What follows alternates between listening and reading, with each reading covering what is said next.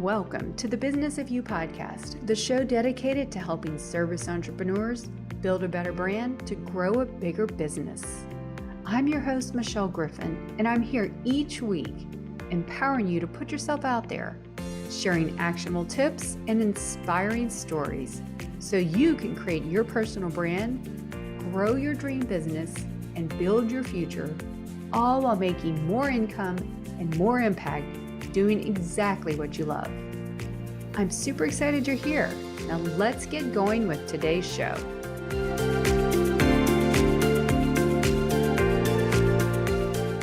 Welcome, everybody. Thank you all for joining us. I am so incredibly honored and excited to have my guest here all the way from the UK, Mr. Ash Rathod. And do I pronounce your name right, Ash? Yeah, it's Ash Rathod. Rathod. Okay, great. And you have it with such a brilliant English accent that I wish I could talk. Let's see. Everyone here, we're talking about the power of storytelling for personal brands. And we have here Ash, who is Mr. what? Hashtag Story Ash? Yes? Story Ash, yeah. Story Ash. So, Ash, tell us a little bit, introduce me. Well, I'm Michelle Griffin, by the way, a personal and professional brand strategist. I am so excited to be here with Ash. Tell us a little bit about what you do and who you help. Yeah, and stop me because I do tend to ramble as well. And I know we've not got a huge amount of time, and I really want to just give loads of value to the people listening. But yeah, a bit about me. I run a brand and content studio in the UK, which I've been running for the last 12 years. Brief history going way back and where my love for storytelling comes from is, I'm showing my age here. 20 years ago, I at university I did media communications, but I specialized in script writing. So that was script writing for film, TV, and radio. And, even as a kid, I was very much into the creative stuff, whether it was art or writing stories or playing make-believe like most kids, But also at university, I was really switched on. I was a film buff. I loved my films and I was really into script writing. And I wrote a couple of scripts from what I learned at university. And my final year dissertation was a script. I'm telling you this because after university, when I left, my lecturer phoned me and he said, "Did you ever get development funding for that script you wrote?" And I was like, "No, I didn't even know what development funding was." And it just made me think that, that it really resonated with the lecturer. And it's something that I wanted to do. I wanted to get into film. I wanted to be either a director or a writer. I wanted to be the next Scorsese. But what happened then was, just like, everyone, when they finish uni, well, mostly everyone, I hope, they don't know what to do. They don't have a clue. So I was looking for a work, and I saw this advert in the newspaper, and it was a job in media sales, and I hadn't got a clue what media sales meant. It was a sales job in a TV company, one of the biggest terrestrial TV channels here, and I just took that job because I thought I'm going to get into a TV company and I can get through the back door of production or writing somehow. But then that didn't happen. I basically fell into sales, and I did quite well with sales as well. Fast forward a little bit, I moved up the career ladder in media sales. I worked with different creative agencies. I managed advertising accounts of millions and with clients like Disney, Warner Bros., Toyota, quite big names. Again, fast forward, I moved into digital media, and then 2009 was a real pivotal moment for me because it was the global recession and I lost my job. And I've written about this as well on LinkedIn. I lost my job and I set up my own company, and it started off as a digital marketing company. I partnered up with a few people, another company, and I then, again, fast forward a little bit further, when we kind of had our differences, and I started my own. It morphed into something else. So yeah, here we are. I'm still running that agency. I've got a small team that look after corporate clients across the US, UK, parts of Asia. And very recently, I've started doing a bit more on LinkedIn, and that's how the journey has started Yes, for me you've with had Tim. an amazing journey. When did you start? For those who don't know or have never gone to Ash or follow him, you have to go check out his About page because it says it's a great story. And I remember it. It says you were called out for not doing your own thing. Like we all help our clients, but then when it comes to us, we're so busy. Probably why I kind of ditched the mixed up the link here, which, by the way, I did put the new link. So if you want to go to my profile, I have our new link. So I apologize for those who are waiting in the back. Michelle's doing it all. But anyway, you said the story. Oh my goodness, I wasn't doing it myself. So that's when you made that commitment. I'm going to start telling stories on LinkedIn. Is that how you got really out here and everyone knows you as Yeah. Story Ash? Yeah, exactly. Yeah, I was in a group of with a couple of younger creatives and and clients as well. Basically mentioned to me, I've always talked about the personal branding being an important thing and how you should really build that online, and that's the new thing. That's what you should be doing. But I Uh-huh. wasn't doing it myself, and that's how I got called out. So I think it started off initially as a 100-day challenge, and I think you're not the same 100-day challenge, but Yes. I started a similar one, and I started on Instagram. But I just found Instagram for me at the time, it was so difficult because I felt it was just a saturated market. Yes. And then what happened was I actually wrote a post that was quite a therapeutic post for me on LinkedIn, and it was a little bit of an accidental post because I wrote the post, it was about my vitiligo, it was about my skin changing. And the reason why I decided to write that post on LinkedIn was because I felt like I needed to get this out of my head. It was something that was troubling me, and it was affecting my business life and my personal life as well, my confidence. And I basically thought I need to speak to someone, but I'm not the type of person that really lets things out that Yeah. easily. So I rather do that in the form of writing. So I wrote it on LinkedIn, and I thought, what's the worst possible place I can write this post? And I thought LinkedIn is it's a stuffy corporate Yeah. place, and I just don't really care much for it. Sorry, LinkedIn, but I love you now. And yeah, basically I put that post out and I closed my laptop, and the next thing I kind of instantly regretted it. Really? Yeah, I thought, what have I done? This is a business site, this is a Yeah. professional site, and I've wrote something that's just nothing to do with business. Did you think about going to delete it or I you just let it did. go?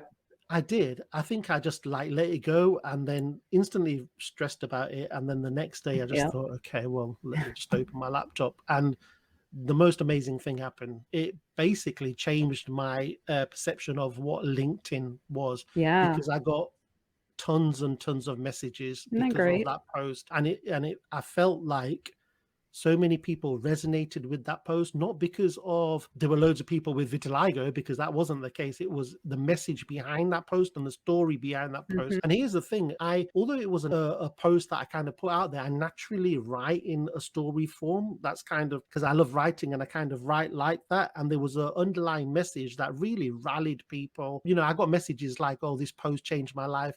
Just to give you a Wow. bit of context as well, that post, I wasn't that consistent, but my post usually did about 400-500 views, and that one post did about 80,000 views. Um, 80,000. Oh my goodness. That's a yeah, huge jump. it's a Wow. huge jump, yeah. Yeah. The thing is, for me, it wasn't about the views; it was about the people that were talking to me, and I knew a load of people resonated with my story, and that was the important thing for me. It was the story that I told that others were experiencing emotionally, and Yeah. so I thought, this is something different about LinkedIn and social media generally.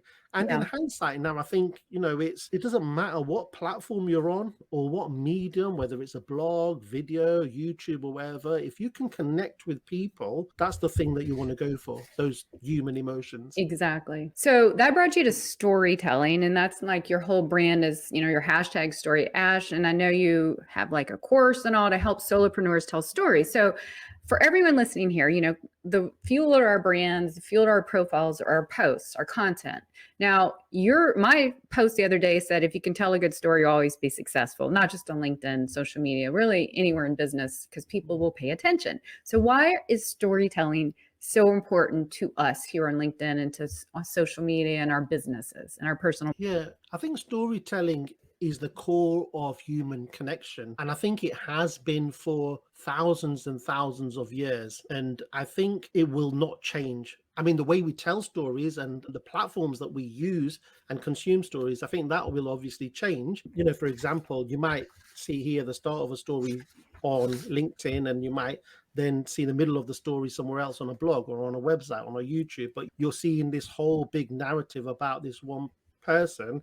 But it's these themes, talked about the human emotional themes, those things won't change. And I mean, if you think about, you know, cavemen around a fire, however many years ago, it was all about them telling stories to each other, Yep.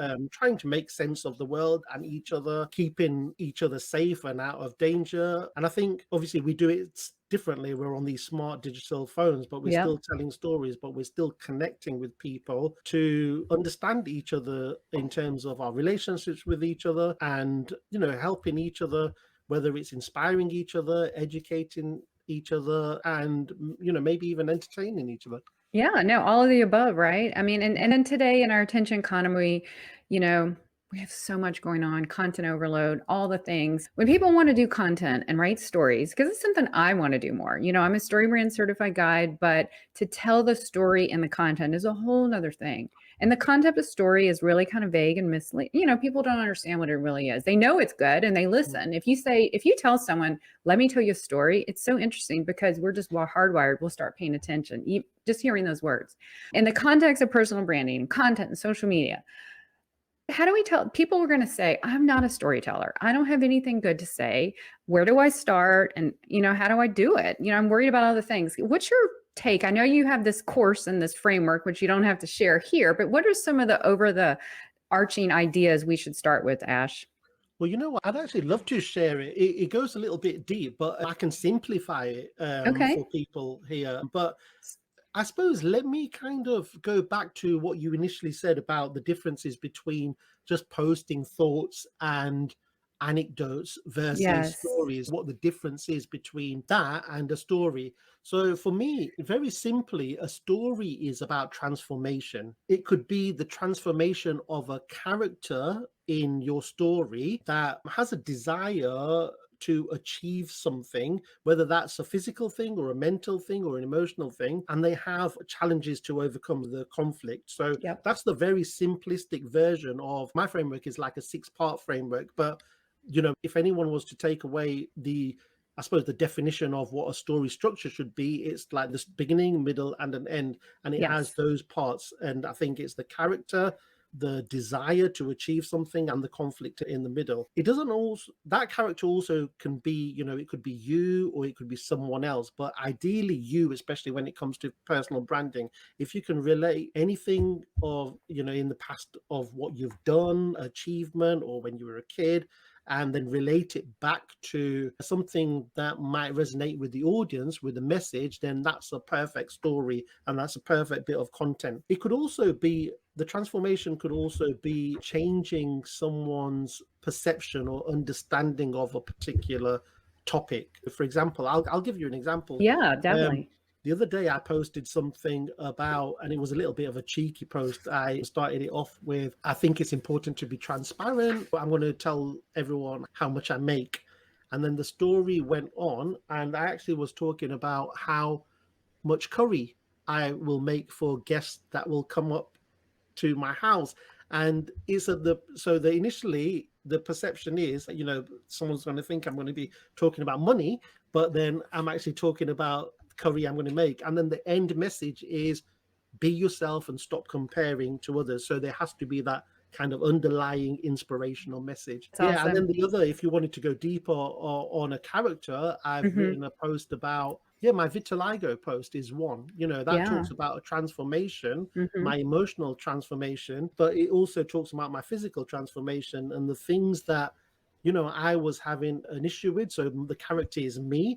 The conflict is my skin changing and it affecting me mentally, and it's affecting me, my business life. And then how I overcame that challenge was because I had a conversation with one of my clients, and they really made me feel okay about just being myself. And then the end message was, it's okay to be yourself, and once you embrace that, it's the best thing you can do. And it's like, really kind of inspirational, and it rallies a lot of people for different reasons. And that kind of is a story structure. You can do that on loads of social media platforms, but LinkedIn's great because you've got Hmm. a restriction, Yeah. so it really challenges you to make it really tight. Yeah, um 1,300 characters. I know they're rolling out 3,000 to some yeah people and across the board, but I don't recommend using 3,000 all the time. That's a lot. You want to be as tight and succinct as possible. People think story is just saying, I went down the street. That's not a story. That's just telling a fact. You got to get that hook, the conflict resolution, and the point. So, in a minute, we're going to tell people about this framework so they can use it. Anyway, where do we get started, Ash? Because so many people want to tell stories. I mean, that's a gift, to be able to tell a story, but it's a gift, but you can also learn it, right? Where does one go to get the stories? And then where is the most important part to start? Can you help us explain that? yeah so are you talking about the ideas and thinking of the stories? Yeah, well, I guess that's a two-part question I just loaded you with. So let's Yeah, start no, it's with, good. where do you want to start? We should start with how to set it up. Would that be the best way as far as like a social media post? Yeah, I mean, it could be a social media post, or it could be a video on YouTube, or it could be a written blog. But I Okay. think if we've kind of briefly mentioned it, like I go through a 6-part process, and I call it a 6P framework, and it's Okay. basically the protagonist, Okay. it's their present state, Okay. it's their problem. Then we talk about the problem state, Okay. and then we talk about the pit state, which is the emotional state, the issues that they're going to have before they get to the other side. And the very other side is the power state. Okay. The part where they get into the power state is the progress state. And I know there's a lot of information there, and it's overwhelming, Yeah. and I Yeah. can't go into full detail right now in the next 10 minutes. That's Yeah. why I thought, to simplify it, it's basically a beginning, middle, and an end. And the four, these elements actually come from the Hollywood Story writing, script right? writer, story Yeah. writing. Yeah. And the reason why it works is because we're kind of used to these stories. We're used to almost like, if you don't stick to those formulas, I know it's a dirty word, but those formulas, then your stories just don't land. It's because we're kind of hardwired to For story. um yeah, for Yeah. story, exactly. Yeah, so those elements would be, What yeah, are they again, Ash? I was writing these down. So the first one is a protagonist. The second yeah, one is present, in the present present state. state.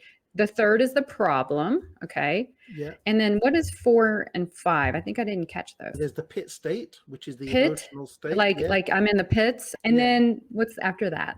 And then it's the progress state, where Okay. they're actually coming out of the pit. Yeah. Okay. And then the other side, so basically, if you think of it as a valley, so you're on one side, 6. and Yeah, then I there's got a it. The valley, power and you're getting state. to the other side is the power state, where Yeah. you're transformed, and you're Okay. empowered, or the character's empowered. Okay. Um, That's Yeah, great. so the simplified version is basically, think about your character, and it could be you. Think about a time, a really important time in your life. And actually, you know what? I shouldn't say really important time in your life, because I think that's where people get stuck with stories. They They probably think it's a think that I haven't got any big stories, ex but stories are everywhere. Like, yeah. it could be, you might have had a conversation, like I might have had a conversation with my daughter, but then there was a lesson I took from it, but Yeah. it might have been a problem I solved, so that you can use that kind of framework in that little story. I remember writing a story about when I was a kid. The end message was that I wanted people to take away was the thinking outside the box and thinking like a kid. And that was my main message. And I remember the time when I was little, we used to draw these Garfield pictures, or my brother did, and we were selling them in the playground.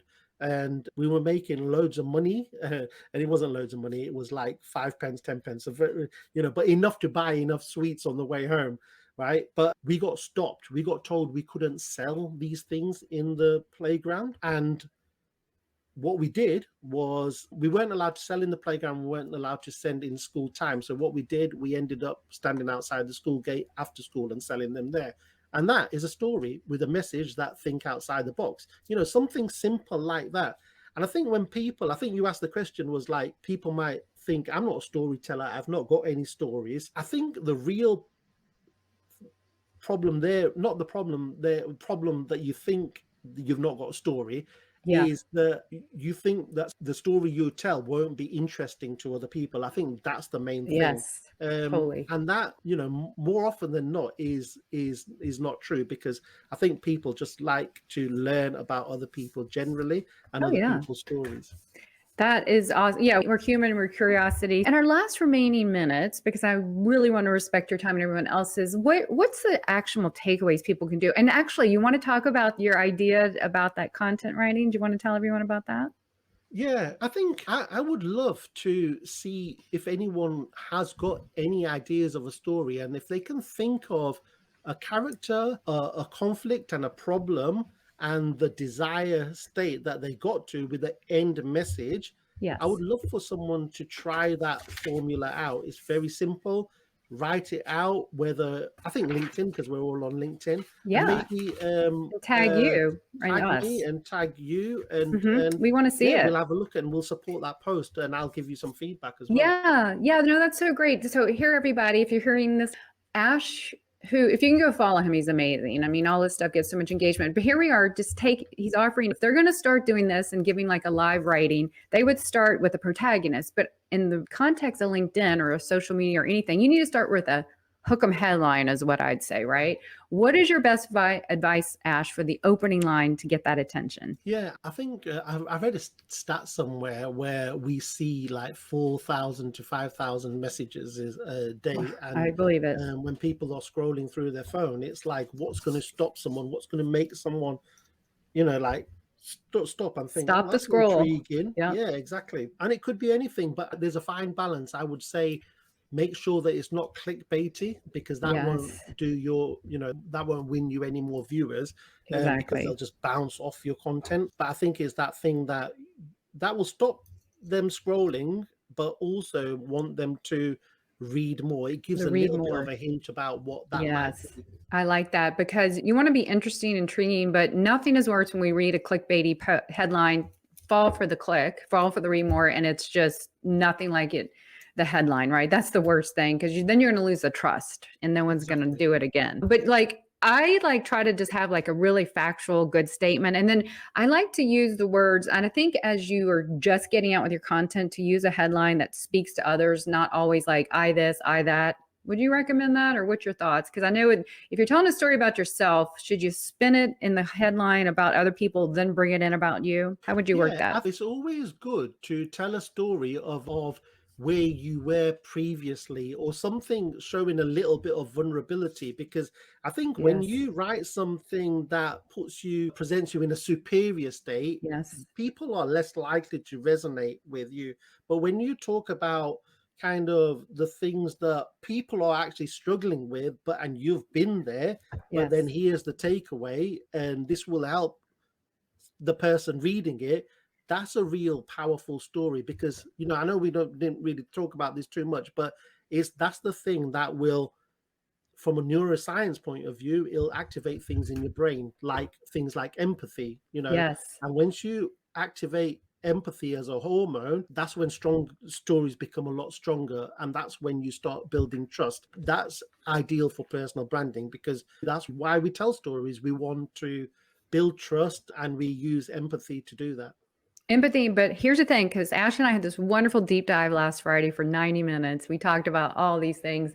And we talked about you want that empathy, you want that relatability, some vulnerability, but you don't want to go too off the other end because then it's like, oh, well, how can you be the guide and help me when you're farther down? You know what I'm saying? So you want to lead with empathy and authority, as we say in StoryBrand, but empathy, authority, credibility. But, because you should always make your reader the hero and you are the guide, right? As we say in our Absolutely, yeah. frame. One of the questions I got today, and I apologize because I forgot to attribute who asked it. She wants to know, and this a lot of people have this problem too, including me. How do you make a really succinct story post, where it's not, a book? Because no one has time to read books anymore, sadly, on anywhere, but especially on LinkedIn. What are your best strategies for shortening the story? I think it's like with anything, like almost, you've heard the phrase in design where you take away more than you add. And I think especially with some, short form storytelling, whether it's Twitter or it's LinkedIn,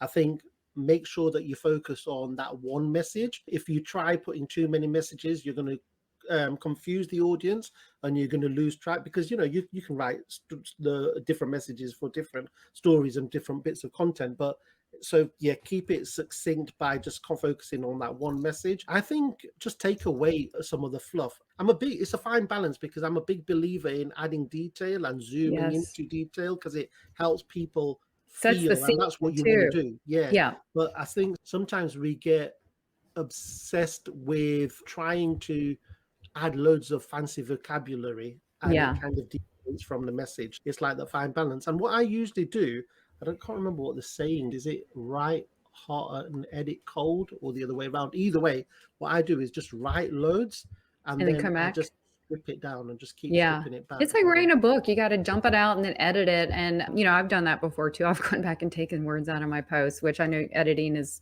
questionable for the algorithm and stuff. But this has been amazing. And I just want to thank you. I know you have that hard stop and I want to be respectful, but this has been so amazing to have you as a premier guest talking about storytelling for personal brands. We could go on and on forever. But for those who want to follow you, Ash, should they just follow your hashtag StoryAsh, or follow your yeah, account? Story Ash, or just Okay. Follow your follow account. me. Okay. Just through my profile. Yeah, Okay.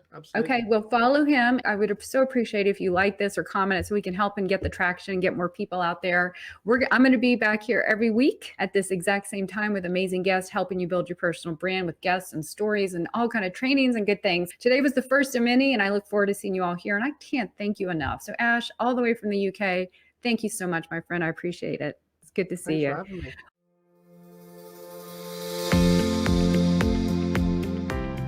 Thanks so much for tuning in today.